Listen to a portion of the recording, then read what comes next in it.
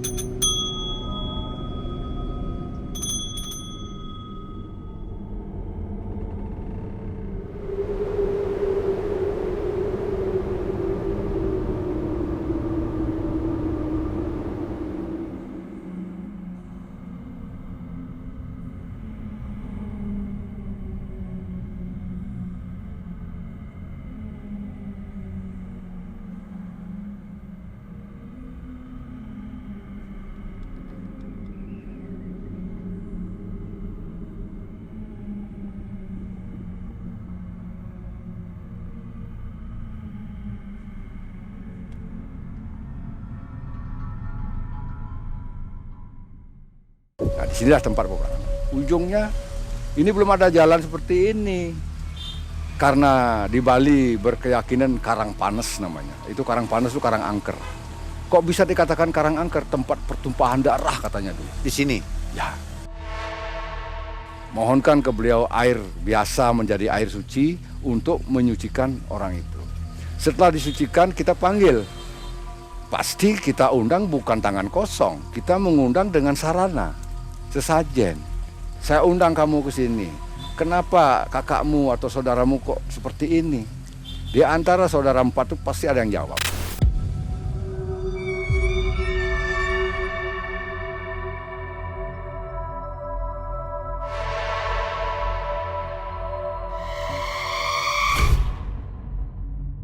Kalau memang dia perlu bantuan, ngapain dia datang ke sini kalau tidak ada perlu bantuan? Gitu. Ya, harus saya terima dan saya harus bantu sebisa saya. Semampu saya, begitu saya menghadapkan, ya alhamdulillah kata orang muslim astungkara kita bilang di sini, langsung sembuh di sini. Pemangku merupakan rohanian Hindu di Pulau Bali. Profesi yang telah melewati tahap penyucian diri dan memiliki peranan sebagai pelayan Sang Hyang Widi. Selain menjadi pemimpin upacara adat keagamaan Hindu, pemangku pun turut bertugas melayani umat yang terkena gangguan goib dari pelaku ilmu leak yang jahat. Semua ini merupakan tugas yang harus dijalankan oleh Pak Jero Putu. Apa kabar Pak Jero? Astungkara baik kami. Om Swastiastu. Om Swastiastu. Dan Assalamualaikum warahmatullahi wabarakatuh. ya, Assalamualaikum warahmatullahi wabarakatuh untuk Sobat Malam Mencekam. Malam hari ini tim Malam Mencekam, Mang Ei dan tim berada di Pulau Dewata, Pulau Bali, tepatnya di Kabupaten Buleleng dan di Kecamatan Seririt. Kita berkunjung ke tempat seorang pengemong atau seorang pelayan umat. Namanya adalah Pak Jero Mangku. Nah, beliau ini tinggal atau bukan tinggal ya, mengelola tempat ini, tempat payogan ya. Payogan ini dikelola atau dirawat oleh Pak Jero Mangku ini. Sobat Malam Mencekam, tentunya apa yang ada di Pulau Dewata ini akan kami kuak untuk Anda, misteri atau kisah-kisah yang menarik yang belum kita tahu. Nanti Pak Jero akan mengisahkannya kepada kita. Pak Jero, terima kasih sudah berbagi kisah kepada Malam Mencekam. Dan di sebelahnya ini ada ibu dan seorang ibu juga, ini sepertinya muslim nih. Ini tujuannya apa nih Bah, ikut ke dalam kamera? Baik, kami bertujuan itu adalah kita tuh satu NKRI, satu tujuan berketuhanan yang Maha Esa. Baik itu agama apapun yang ada di kita di Indonesia, pada khususnya di Bali, kita selalu bersinergi antar umat, yang mana itu tujuannya adalah sama, yaitu kedamaian. Kedamaian, betul sekali. Setuju saya seperti itu.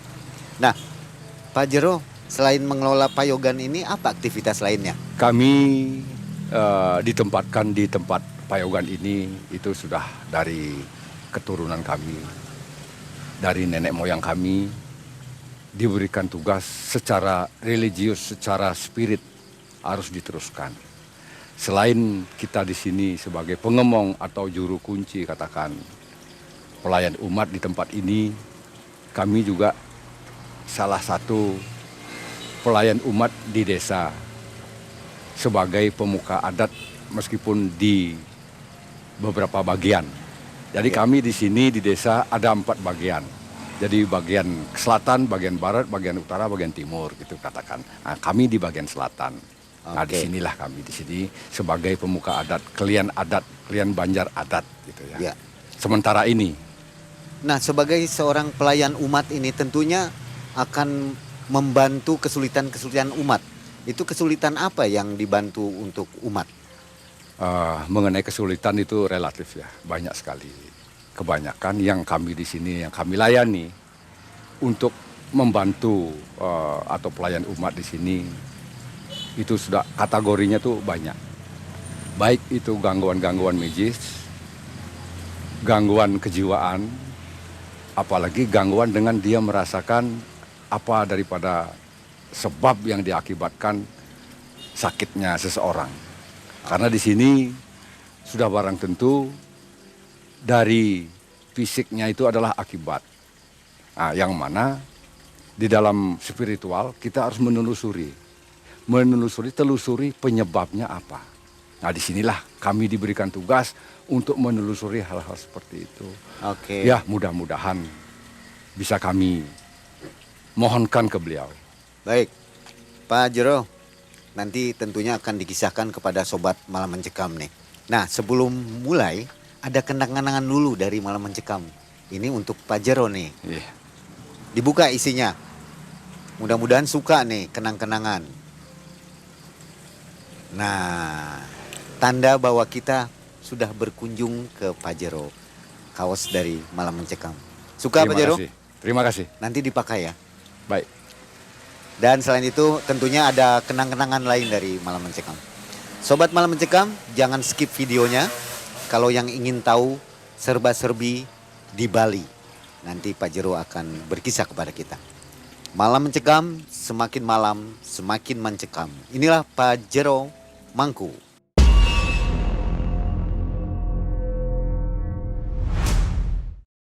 Untuk memulainya di sini, kami dari tahun 2014 aktivitas itu sudah aktif di sini, yang mana selama proses kita menduduki tempat ini masih ada gangguan-gangguan atau proses yang harus kita lalui. Ya, terutama di bidang ekonomi, kedua di bidang sosial, budaya, adat. Tentunya kami di Bali tidak lepas daripada adat itu sendiri.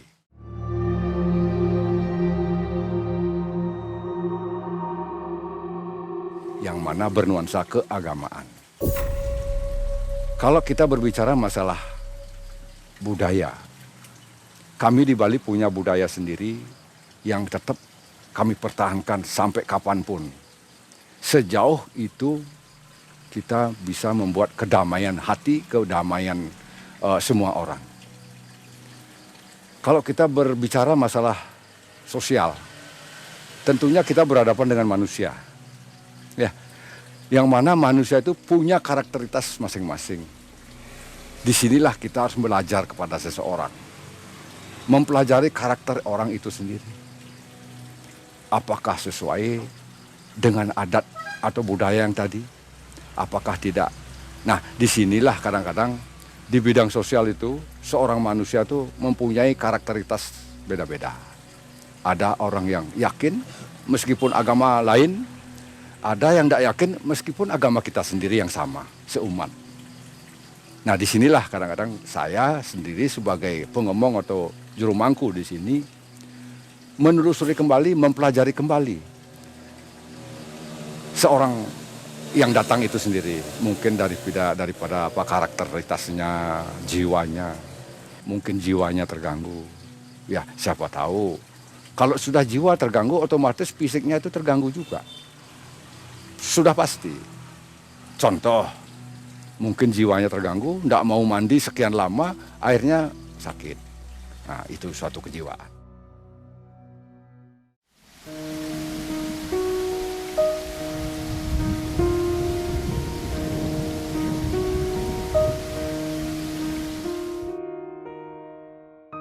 Pak Jero sampai bisa mendalami ilmu ini turunan atau melakukan ritual atau perjalanan mistis seperti apa? Kami terus terang, kami tidak melakukan perjalanan mistik yang berkepanjangan, yang memberatkan kami. Yang kami tahu itu adalah keturunan. Tapi namanya keturunan yang ditunjuk secara titisan atau ditunjuk oleh beliau. Tetap prosesnya itu harus belajar. Kepada siapa saya harus belajar? Kepada orang yang mengerti dalam hal ini. Ya tentunya orang tua kami sendiri mengerti dalam hal ini. Begitu orang tua berpulang mendahului kita, kita melanjutkan secara personal atau orang per orang. Kamu belajarlah di sana. Saya tidak mencari guru. Karena kami tetap menghormati guru, yang mana guru itu adalah yang memberikan atau mencurahkan ilmunya kepada umatnya, kepada kita ya. Tapi tetap kami hormati. Tapi kami tidak punya guru sama sekali. Tidak punya. Sekedar apa yang kami lakukan itu sesuai dengan petuah atau petunjuk orang tua sendiri. Hanya sejauh itu kami lakukan. Dalam melakukan hal itu Pak Jero sendirian atau Ya. ada asisten? Kami punya istri, Bu Mangku, yang mana Bu Mangku juga terjun langsung, termasuk keluarga kami, anak-anak kami, yang disaksikan oleh cucu-cucu kami. Ya mudah-mudahan untuk kedepannya, anak-anak kami bisa membayangkan, oh bapak saya begini, kakek saya begini, diturunkan kepada bapak saya. Mungkin secara tidak langsung prosentase penurunan itu nanti akan dia hadapi hal-hal seperti itu. Jadi dia nggak kaget pada saat itu nanti. Oh, Jadi begini. terlibat ya? Ya, Itu sudah otomatis akan turun ke anak. ke anak. Ya, nanti anak juga terpilih bukan siapa, bukan semua, enggak. Jadi terpilih ini bagian ini bagian ini gitu. Ada bagian-bagiannya. Itu harus pria atau wanita? Tidak, tidak. Kalau wanita dia seumpama kawin keluar, nanti di sana dia lakukan hal-hal seperti ini. Jadi Gitu. bisa perempuan, bisa Perempuan. bisa laki. Oke. Pak Jero, di Bali ini memang masih kental dengan spirit mistisnya seperti itu. Banyak orang-orang yang masih mempertanyakan tentang keberadaan leak. Sebenarnya leak itu apa Pak Jero? Baiklah, mungkin sepintas saya bisa jelaskan dalam hal ini. Ilmu liak itu adalah ilmu yang bagus, cuman yang menerima itu disalahgunakan. Dipakai hal-hal yang negatif. Itu yang saya tahu. Karena yang masuk di dalam ilmu itu adalah beraneka ragam sastra.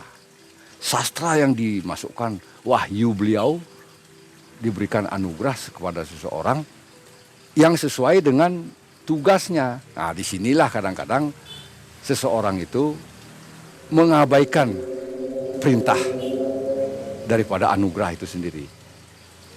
Kalau yang jalan yang positif, otomatis dia harus ikuti yang positif.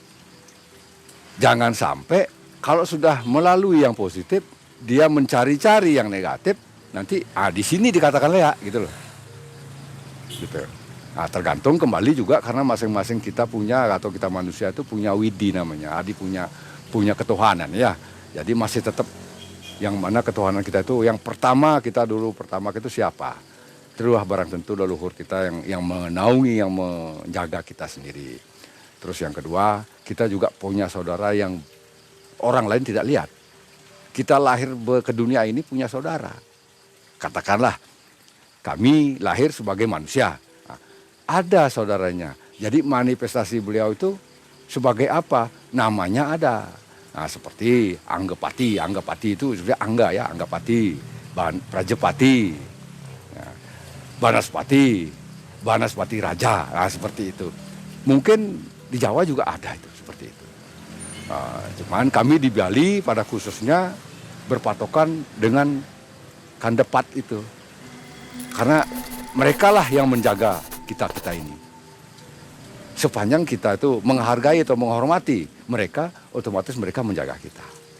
Tapi kalau kita lalaikan, dari sanalah masuk hal-hal negatif itu.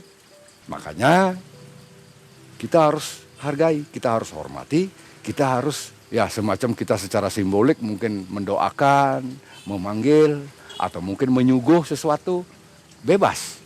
Yang penting kita menghargai, gitu. Dengan saudara kita yang tidak kelihatan itu. Ya.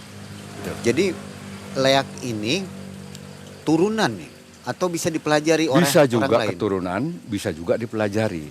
Cuman itu proses.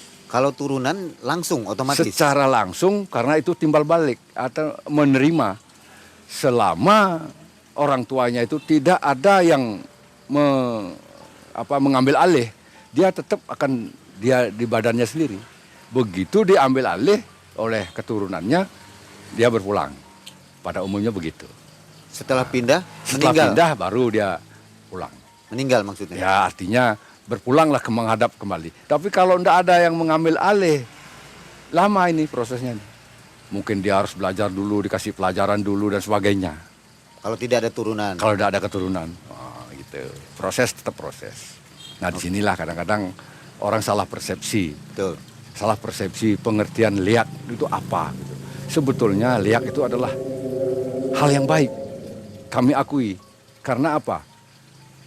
Beliau menganugerahkan ke seseorang itu adalah ilmu. Ilmu yang kira-kira itu untuk melayani umatnya.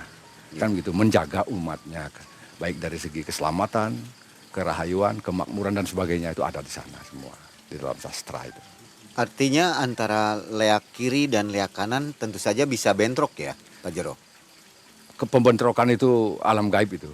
Di alam gaib, bukan di alam Ada, nyata. Ya, di alam gaib. Jadi kalau di alam nyata seperti Di alam- akur-akur ya, saja. Gitu. Akur-akur aja di alam gaib. Gitu. Boleh sedikit bertanya Pak Jero, kalau untuk wujudnya sendiri seperti apa? Begini ya, kalau saya umpamanya mau tunjukin ya nggak mungkin dia hadir kan begitu ya. Bisa hadir dan bisa tidak. Kalau dia itu lagi sedang marah, wajahnya seram. Tapi kalau dia sedang happy atau gembira, cantik. Wanita berarti? Ya, wanita. Sama juga dengan yang laki-laki. Kalau dia umpamanya sedang happy, ganteng dia. Ganteng. Bagus, ganteng. Tapi kalau lagi marah, semua keluar. Matanya melotot, dan sebagainya, taringnya keluar. Nah, itu adalah bawaan, bawaannya. Kalau orang lagi marah, seperti apa? Kalau orang lagi happy, seperti apa? Sama dengan begitu. Apa yang membuat dia bisa happy? Supaya dia happy itu Nah, seperti disinilah apa? kalau dia membuat happy, tergantung juga ya relatif sekali ya.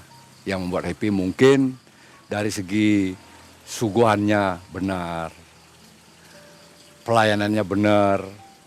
Tapi kalau dia pas lagi marah, mungkin dia lagi sedang digoda, atau mungkin dia sedang tidak diheroin gitu ya, diherokan sama umatnya, bisa saja. Gitu. Luar biasa.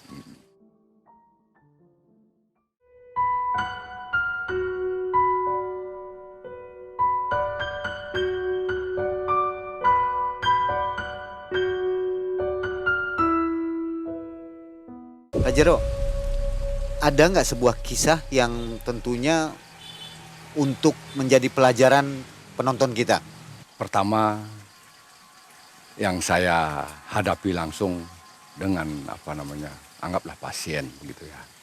Tapi mohon maaf, yang mana pasien itu sendiri linglung atau lupa diri. Kelupaannya dia itu semacam ketutup. Suatu kehidupan ini semua ditutup di cover ya. Nah, begitu saya mohonkan ke beliau yang maha kuasa, ya tentunya Sang Hyang Widi yang kami sungsung di sini,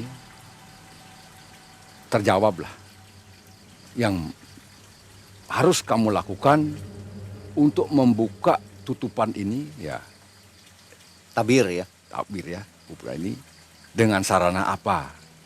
Paling tidak sarana itu tidak diberatkan sama beliau, tidak mungkin. Kadang-kadang ya tabel, kadang harus ada sekian, itu tidak ada. Kita ikhlas ke sini melayani, ikhlas sekali ya. Kalau memang dia perlu bantuan, ngapain dia datang ke sini kalau tidak ada perlu bantuan? Gitu. Ya, harus saya terima dan saya harus bantu sebisa saya. Semampu saya, begitu saya menghadap ke beliau untuk membuka takbirnya dia, membuka kegelapannya itu. Oh, akhirnya dipenuhi. Dengan syarat atau sarana apa yang harus kita lakukan. Suatu contoh, ada penyakit bengkung namanya, kalau orang Bali itu bengkung, artinya Bengkung. bandel. Penyakit bandel. Begitu diobati ke orang pintar, seminggu 2 minggu kambuh lagi. Diobati non medis dan medis, diobati kambuh lagi, gitu. Nah ini, jadi kita juga di sini diminta untuk kesembuhannya, kita juga bantu. Prosesnya seperti apa? Prosesnya, pertama saya harus menghadap dulu ke beliau, kedua, ya selanjutnya apa yang harus dilakukan. Sudah barang tentu di sini dibersihkan dulu. Secara fisiknya juga rohaninya, yang mana di sini pengelukatan namanya. Sarananya itu hanya bunga, kembang wangi-wangian. Itu wangi-wangiannya itu yang tidak genap, harus ganjil. Gitu. Ya ini instruksi dari leluhur, ganjil. Didasari oleh bunga kembang teratai. Yang mana bunga teratai itu juga sebagai simbol bunga arah mata angin semua. Timur, barat, di sini. Harus ketika kita mohonkan ke beliau air biasa menjadi air suci untuk menyucikan orang itu. Setelah disucikan kita panggil saudaranya yang 4 tadi. Saya panggil. Saya juga diberi tugas untuk menanyakan. Undang dia ke sini. Pasti kita undang bukan tangan kosong. Kita mengundang dengan sarana, sesajen. Saya undang kamu ke sini. Kenapa kakakmu atau saudaramu kok seperti ini? Di antara saudara 4 itu pasti ada yang jawab.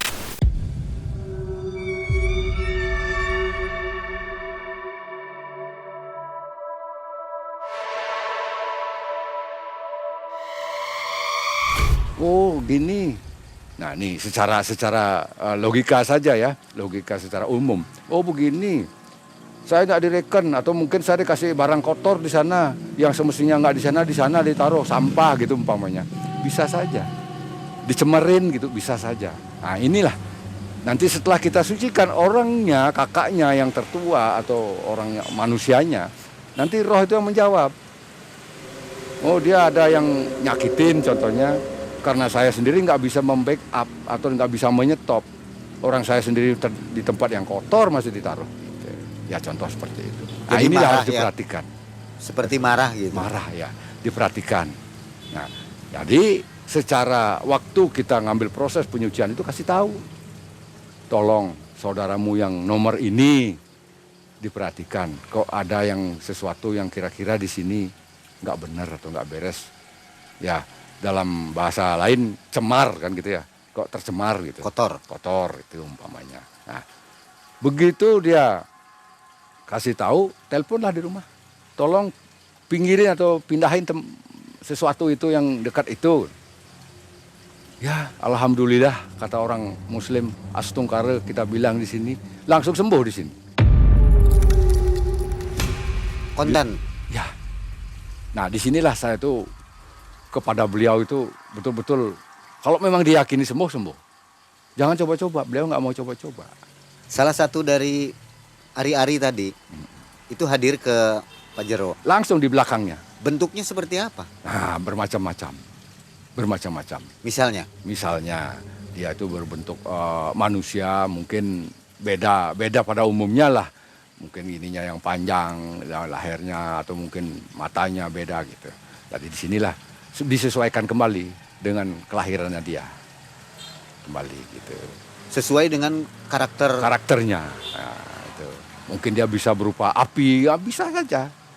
Berupa air, bisa saja. Karena dia sesuai dengan karakternya. Artinya kalau orang yang kena santet Pak Jero, itu tetap dipanggil yang 4 tadi Tetap. untuk mengetahui, cari Untuk info dulu. mengetahui. Ya, tetap. Nanti setelah tahu baru diobati, dikirim balik atau seperti apa? Nah ini di sini kembali ke masalah karma ya. Paling tidak kita berusaha untuk menetralisirkan dulu. Masalah balik tidak balik itu kewenangan beliau. Ya, beliau yang punya kewenangan. Jadi karmanya dia yang jalan. Karmanya dia yang jalan. Karena terlalu sering dia membuat yang negatif, akhirnya karma akan semakin dekat. Gitu. Untuk akan dia menerima. Ya, mudah-mudahan. Nah, disinilah kadang-kadang untuk menyadarkan seseorang itu memang sulit ya. Seseorang sadarkan, tolong sadar, jangan melakukan hal-hal seperti itu karena dampaknya seperti ini gitu. Kadang-kadang saya sendiri juga belum sadar. Silakan. Untuk menghindari hal-hal itu di Pulau Bali, apa yang harus dilakukan oleh pengunjung, wisatawan lah? Ini banyak wisatawan berkunjung ke Bali. Apa yang harus dilakukan supaya tidak terjadi pelanggaran? Mungkin dari Pak Jero ada Baiklah. yang ingin disampaikan. Namanya kita datang ke daerah lain ya. Sebelum kita berangkat dari rumah juga pasti ada mohon bantuan ke Gusti Allah di sana kan begitu ya. Saya akan ke Bali gitu contoh. Saya akan ke Jawa atau saya kemana saja ya, kemana. Itu tetap kita mohon izin di sana mau berangkat. Setelah kita tiba juga tetap kita sampaikan say hello. Ya, permisi. Jadi di sini kata permisi itu tetap kita ucapin Om Swastiastu. Mungkin di sana Assalamualaikum. Ya, salam sejahtera, namo buddhaya, silakan. Nah, sesuai dengan tempatnya. Itu sudah benar sekali, harus kita lakukan. Karena apa? Itu adalah bahasa atau ucapan awal. Supaya apa tujuan kita itu diterima. Iya. Ya. Jadi jangan semena-mena, Ya, mungkin betul, begitu Pak Jero. Di betul. tempat orang, di tempat asing, Betul. harus tata krama dilakukan ya. Tetap. Ada nggak bule? Ini kan bule, masalahnya Bali ini bule berkunjung banyak ya, banyak di sini melakukan hal-hal yang menurut adat dia, menurut budaya dia betul, tapi menurut kita salah. Pernah nggak Pak Jero mereka terkena istilahnya balasannya untuk bule ini? Baiklah, bule juga manusia. Manusia juga ada faktor sosial. Yang mana dia memang punya faktor sosial beda dengan kita sendiri di sini. Karena apa ya? Karena tradisi beda dengan kita. Tetapi, ya ini, dampak yang dia terima itu ternyata ada penyebabnya. Banyak bule kesini meditasi. Banyak bule kesini melukat. Banyak, ada. Kenapa? Karena dia sendiri yakin bahwa untuk membersihkan dirinya itu dengan cara melukat di Bali itu ternyata ya oke, benar. Ada hasilnya. Gitu. Ya ada hasilnya. Dia sucikan dirinya. Kadang dia meditasi di sini, kadang dia ke gunung, kadang dia ke laut meditasi. Apa yang seperti kita orang Bali lakukan, melukat itu boleh, sah-sah saja. Oh, jadi banyak bule kesini juga? Ada. Pak Jero ya? Ya termasuk maaf mantu saya 2 bule. Oh, mantunya Pak Jero Ya, ini ya. bule di mana? Di Di negara mana? Italia 1, di Swedia 1. Luar biasa ya. Ya.